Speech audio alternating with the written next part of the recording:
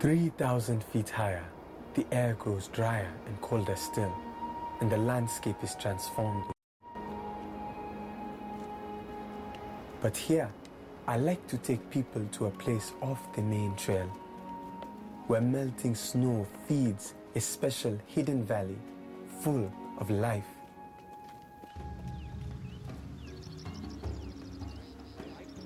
This is the most beautiful place, and it comes as something of a surprise because suddenly you drop into this valley which is walled in by mountains.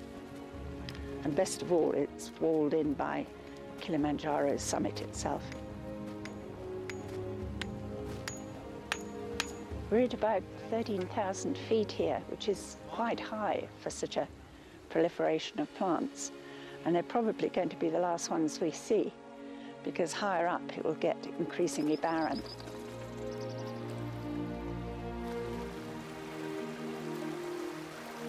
It is a wonderful place. All sorts of little streams and gullies go off, and you hear waterfalls. And the plants are absolutely fantastic. Weirdest of all are the giant groundsels, like great candelabras with pompons on top.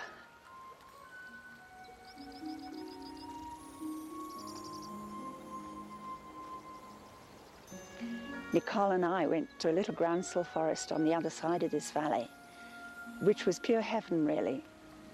It was beautiful, and it sort of felt like I was in Dr. Seuss land because the trees are so unfamiliar.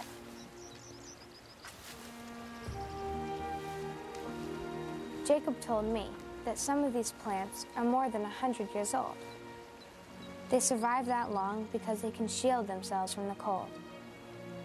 When their long green leaves die, they don't fall off. Instead, they wrap themselves around the branch, insulating the plant like a layer of fur.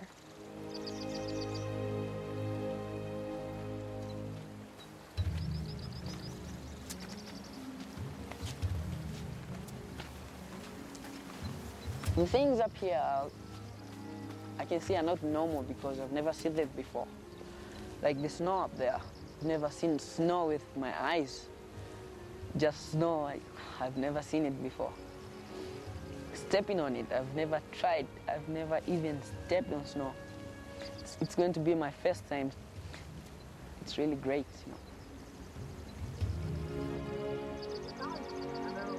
Up here at 13,000 feet, the intensity of the equatorial sun makes it summer every day, nurturing the plants, but every night it turns to winter and freezes solid, only to melt in the next day's sun.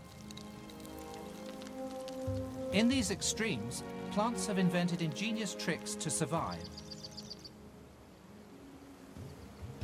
None more clever than the lobelia, which wraps itself up to ward off the night's biting frost, then unfurls the next morning to absorb the warmth of the rising sun.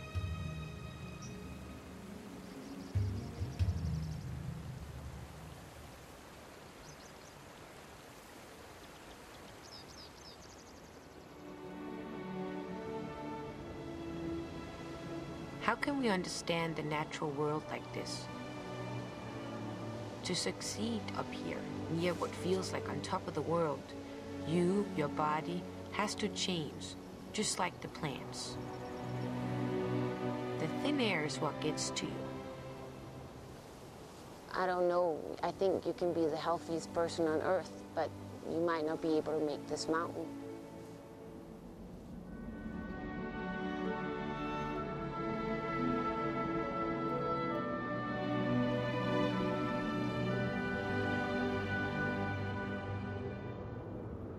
For most who try to climb Kilimanjaro, it is the journey of a lifetime. But only half who begin the trip make it to the summit. The great height of the mountain and the thin air force many to turn back.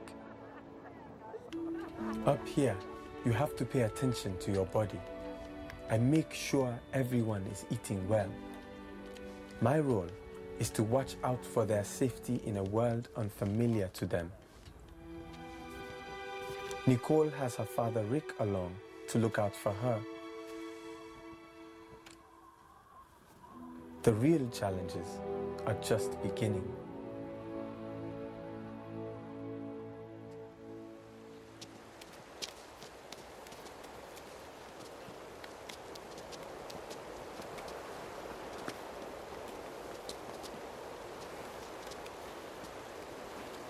Climbing up the valley wall, we could sense we were leaving the pleasant regions behind. It's beautiful up here, but we're entering a harsher world above 14,000 feet.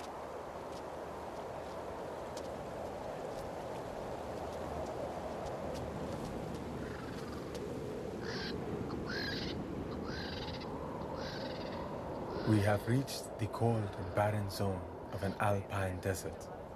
We are halfway now, 4 days to the summit.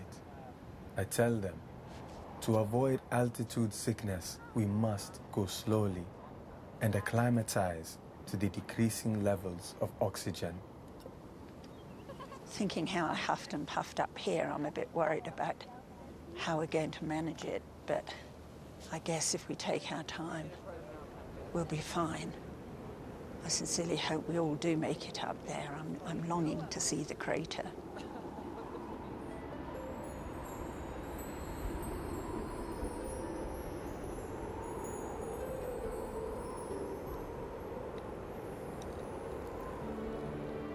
The alpine desert is a battle zone for plants.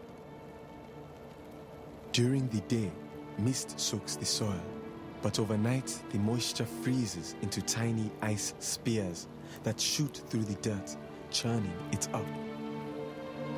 It is hard to gain a foothold in such an unwelcoming home. And so, we come to a mystery of Kilimanjaro. There is little to eat on the high slopes. But a few animals come up here and no one knows why. I know where an elephant died far up Kilimanjaro. What made this elephant leave its herd and climb almost 15,000 feet up? And it is not only this elephant. I have seen the remains of antelope and a leopard that climbed all the way to the ice on the crater rim. Why would such animals climb so high? What were they looking for?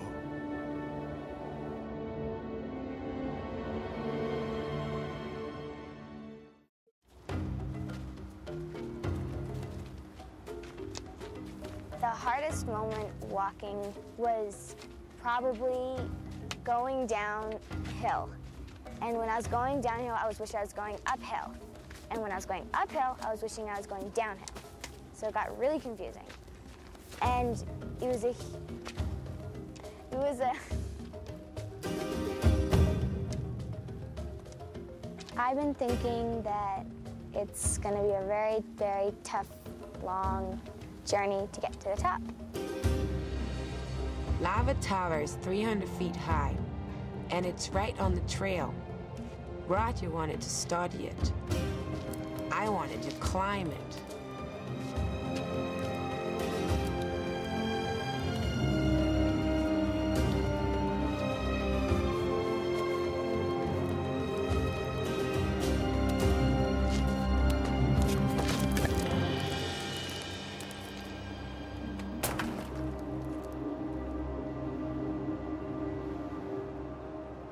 At the top of Lava Tower, Hansi and I talked about one of the most extraordinary natural features of Africa.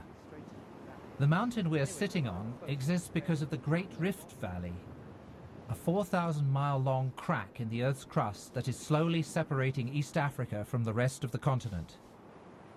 We can't see the subterranean violence, but we can see the scar, marked by cliff-like escarpments walling these broad expanses. Where the valley floor has sunk, a chain of shallow lakes has formed, many so poisoned by volcanic acids they are nearly devoid of life. The violent forces beneath have deeply altered the face of Africa here, but they have also shaped a land of mesmerizing